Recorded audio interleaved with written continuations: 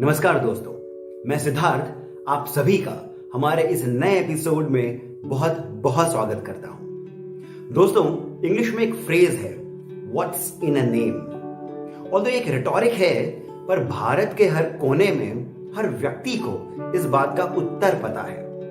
भारत में नाम का महत्व और उसका हम पर पड़ने वाला प्रभाव बहुत महत्वपूर्ण माना गया है। शायद इसी कारण नामकरण संस्कार भी एक महत्वपूर्ण संस्कार है। दोस्तों, भारत में हर व्यक्ति का नाम संस्कृत के ही अक्षरों को जोड़कर बनाया गया है और संस्कृत का हर अक्षर स्वयं प्रकृति की ध्वनि है, प्रकृति का साउंड है। जैसे राम नाम का अर्थ क्या है?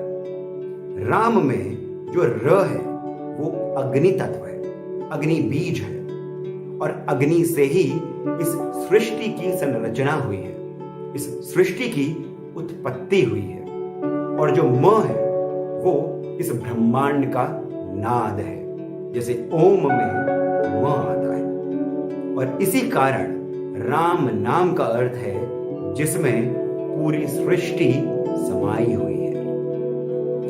इसी तरह से कृष्ण शब्द का अर्थ क्या है? कृष्ण का अर्थ है वह जो हर चीज को अपनी ओर आकर्षित करे। कृष्ण का अर्थ है समय यानी काल। और इसी कारण कृष्ण और काली का जो बीज है वो भी एक ही है, क्लीन। दोस्तों, इसी कारण भारत में वो व्यक्ति हो, जगह हो या त्योहार, नाम बहुत महत्वपूर्ण होता है। हमने पिछले एपिसोड में आपको दीपावली का अर्थ बताया था। इस एपिसोड में हम बात करेंगे छठ की। कार्तिक मास के शुक्ल पक्ष की षष्ठी को जो पर्व मनाया जाता है वही छठ कहलाता है। इस ही से जुड़ी एक कथा का उल्लेख ब्रह्म वैवर्त पुराण में पाया जाता है। इस कथा के अनुसार प्रियव्रत नामक एक राजा थे। उनकी कोई संतान नहीं थी। महर्षि कश्यप ने राजा प्रियव्रत के लिए एक पुत्र कामेष्ठी यज्ञ करवाया। उस यज्ञ के फलस्वरूप स्वयं सूर्यदेव प्रकट हुए। उन्होंने राजा प्रियव्रत की पत्नी रानी मालिनी को एक दिव्य खीर वरदान में दी। उस खीर को ग्रहण करने के कुछ समय बाद उन्हें एक संतान की प्राप्ति हुई, परंतु वो संतान मृत पैदा हुई। इस दुख के कारण जब राजा प्रियव्रत अपने देह का त्याग करने के लिए उठे, तभी आकाश से एक दिव्य तेज के साथ ही एक अति पवित्र देवी प्रकट हुई।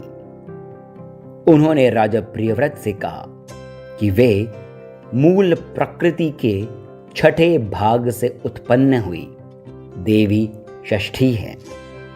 और यदि राजा प्रियव्रत कार्तिक मास के शुक्ल पक्ष की षष्ठी को एक पूरे दिन का व्रत रख सप्तमी को पारण करे तो उनका पुत्र पुनः जीवित हो जाएगा। राजा प्रियव्रत ने ऐसा ही किया और देवी षष्ठी की कृपा से उनकी संतान पुनः जीवित हो गई। मार्कंडेय पुराण में इन्हीं देवी षष्ठी का नाम देवसेना बताया गया है और यही वो देवसेना है जो नवरात्रि की छठी देवी देवी कात्यायनी का स्वरूप है। यही देवी षष्ठी बच्चों की सुरक्षा और उनके दीर्घ आयु के लिए पूजी जाती हैं और इन्हीं को छठी मैया भी कहा जाता है। दोस्तों, महाभारत के वन पर्व में इस बात का उल्लेख है कि जब पांडव वन में जगह जगह पर भटक रहे थे तो उन्हें कई सारी विपदाओं का सामना करना पड़ रहा था। उनमें से एक बड़ी विपदा ये थी कि वे प्रतिदिन भोजन की व्यवस्था वन में कैसे करें, और ऊपर से उनसे मिलने कई सारे साधु सन्यासी आए दिन आया करते थे। अब ऐसे में उनके सत्कार के लिए भी भोजन कहां से लाए? इस पर पांडवों के पुरोहित महर्षि धौम्य ने युधिष्ठिर को इस बात का सुझाव दिया कि वे सूर्य देव की आराधना करें। युधिष्ठिर ने वैसा ही किया और जब सूर्यदेव प्रसन्न हुए तो उन्होंने एक दिव्य अक्षय पात्र युधिष्ठिर को वरदान में दिया। दोस्तों, ये वही अक्षय पात्र था जिसमें से अन्न कभी समाप्त नहीं होता था जब तक द्रौपदी उसमें से अपना भोजन ग्रहण नहीं कर ली। छठ के पर्व में सूर्य देव को जल अर्पण करना अति महत्वपूर्ण और लाभदायक बताया गया है। सूर्य को अर्घ देने का यानी सूर्य देव को जल अर्पण करने का एक वैज्ञानिक कारण है। वो जल जो हम सूर्य को अर्पण करते हैं वो एक्चुअल में एक प्रिज्म का काम करता है, यानी सूर्य की किरणों को छानकर सप्त रंगों की किरणों को हमारे शरीर में वो प्रवाहित कराता है।